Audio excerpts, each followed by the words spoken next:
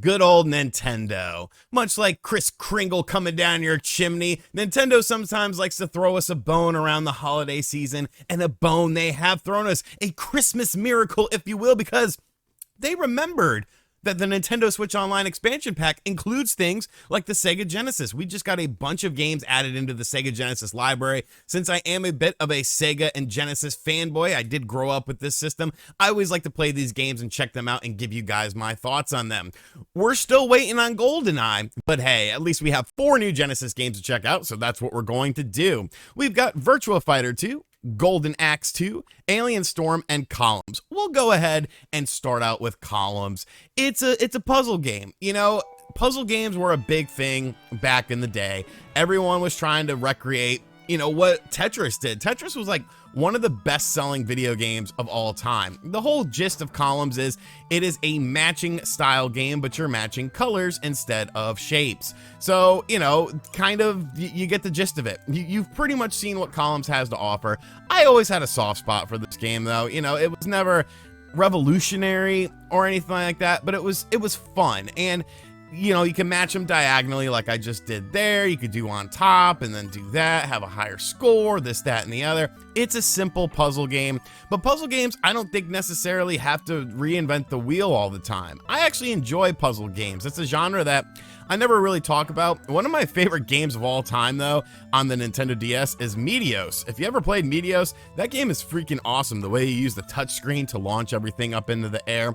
So this is Columns. You know, it's a fun game. Obviously, you can play with a second player and play this game online, so that could be a lot of fun if you have friends who are into puzzle games. For me personally, I'll check it out from time to time, but it's not that I'm going to invest too much time into. But like I said, there's 3 other games, so let's go ahead and check those out. All right, now we're getting into the good stuff with Alien Storm. I am a big fan of this game. It came out pretty early in the SEGA Genesis's life cycle, but it's such a cool, simple concept, but it's so much fun.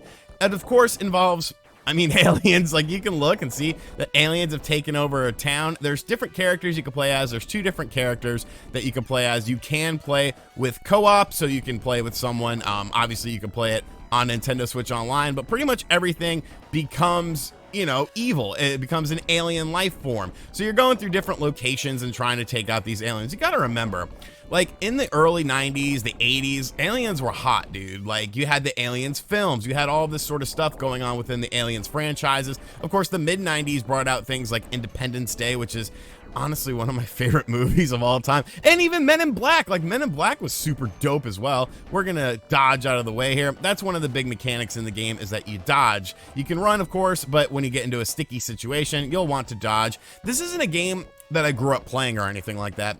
There was an arcade version of the game. Don't leave the child alone, you freaking weirdos. We gotta help someone. You might be screwed. Yeah. I'm trying to help you, brother. I'm trying to help you. Like I said, this isn't a game that I played a lot as a child. Oh, here we go. And now it switches perspective into like this cool first-person perspective. Like, how cool is this game? And you're just mowing crap down. Like, this is awesome. This game is so much fun. And it's a game that nobody really talks about anymore. Like, imagine a reboot of this game. I think that would be super dope. And it would be something that you could honestly have a lot of fun with, and you have a lot of freedom with it as well, just because of this style of game. Like, multiple perspectives of games. You never see that really anymore, where a game has multiple ways to sort of play it. So this is Alien Storm. Now we're having to expel more aliens. Look at that dude. He's just like beating up the house. Screw this house, man. I need to beat up this house. Yeah, you're gonna beat up my freaking flamethrower. Burn! Burn in the fires of hell! Damn creatures, you don't belong on this planet. I'm gonna mess around and play this game for a lot longer just because I really enjoy it. But let's check out the other 2 games as well. Golden Axe 2, another classic game. Once again, this isn't a game that I really played much as a child. You got to remember, I got my SEGA Genesis in, I guess it was 93? I believe it was 93. Yes, because Mortal Kombat was available. So I got my Genesis in 93 with Sonic the Hedgehog 2 in it. I know Golden Axe is a game that many people love. It's a franchise that I'm somewhat familiar with. I understand the gist of it. You know, it's a side-scrolling beat-em-up game. That's one genre of games that Sega did like so well during this time frame. Whether you're talking about the Golden Axe games, whether you're talking about, of course, the Streets of Rage games, like Sega definitely had a lock on this genre, but there was a lot of competition. You had Final Fight, you had the Teenage Mutant Ninja Turtles games. So I feel like it really sort of made this competition where like everyone wanted to make like the most badass side-scrolling beat-em-up game. Now, of course, you do have a screen clearing ability here that you build up by getting the magic meter up. It'll take everything off the screen. Now we could ride on this dude. Oh, come on, let me ride him. Let me ride him. That sounds questionable. Let me kick him in the face. In the face! But like, this is a cool game. You know, there's a lot of things going on with it. You have 3 different characters to choose from as well. I believe the arcade version of this game, I think it came out in the arcade and you could play all 3 players at once. The Genesis version is of course restricted to 2, but I mean, you know, that's fine. It's a super solid game though. A really good soundtrack as well. And the mechanics just feel very satisfying. You know, like I got hit right there, but I know why I got hit. It didn't feel like a cheap hit or anything like that. And there's this big ass dude with a big ass sword. He's probably gonna like eat a leg of lamb or something after he's done here. Maybe lay down with a questionable woman. He doesn't care though. You think he cares? He doesn't care. He's out here saving the world, beating up goblins and weird creatures and goblins. I don't know how you describe this thing. Oh, look at this dude. Look at this super dog man. Yeah, I got something for you, buddy. I'm cheap. I will use the special ability the whole time if I could, because I don't care. I'm here to win the game. I'm here to win, and I don't care how I win it. As long as I win it, it could be against, you know, a blind person, colorblind person, a child. Doesn't matter to me. I will use my magic attacks. I will take you out, and I will take you down to ensure that I am victorious. Why is nobody dying from this? Get out of here. No. Come on. Oh, I don't like this big dude. I don't like. You're gonna suck it. You don't like that, do you? Oh, okay. You can jump too. You think you're special, huh? You think you're special? You're not special. Your mother lied to you. You are not special. You are just another cog in the wheel, and I am here to lubricate this wheel and make it my own, or something. I don't know where I'm going. Yeah, that's what I'm talking about. Let's check out Virtua Fighter 2. Now, I actually have a very funny story about this game. I remember when I was a kid going to Toys R Us. First off, it's Virtua Fighter 1. I don't know why they call it Virtua Fighter 2. These are all the characters from Virtua Fighter 1. The characters that were introduced in Virtua Fighter 2 are not present in this game. Anyways, I remember going to not KB Toys, it was Toys R Us, and I saw that there was Virtua Fighter 2 for the SEGA Genesis, and I almost crapped my pants because I was a huge Virtua Fighter fan.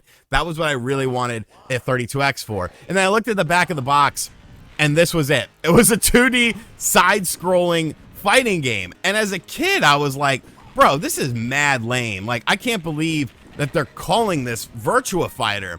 And it really soured me on this game. I ended up renting it and not really loving it, because the cool thing about Virtua Fighter at that time was, of course, just how it was like pushing graphics and stuff like that. But in retrospect, I actually really enjoy this game. I think it's a super fun fighting game, and I think, you know, while it might not be an absolute looker, the gameplay mechanics and the fighting mechanics are pretty much like top notch. Like, everything actually feels really good.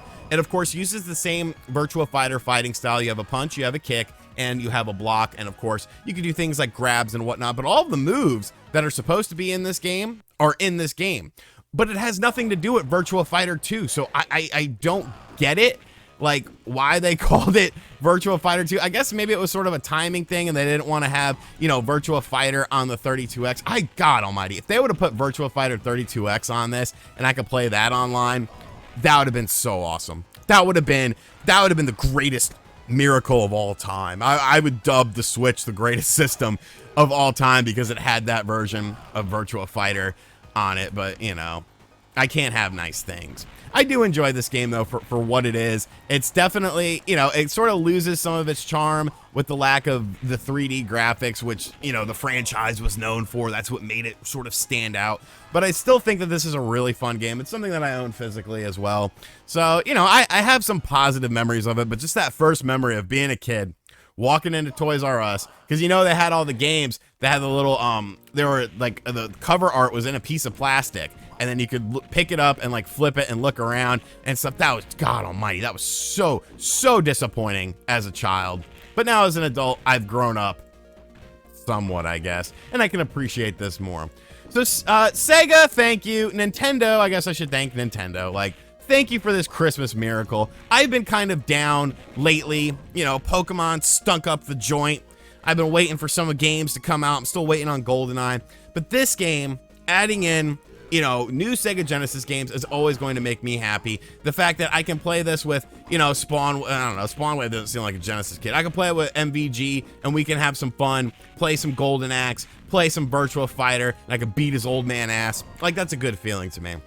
Let me know in the comments section down below if you have any fond memories of any of these games, if you remember playing any of them, if so, what they were. And as always, guys, thank you for checking out this video. Hopefully, we'll be making a video about GoldenEye soon. Oh, Jeffrey's moveset is so freaking cool, because he's like, Wolf is the wrestler, but Jeffrey has the power bomb. Make it make sense, Sega. Make it make sense. And as always, I'll catch you guys on the next video. Later.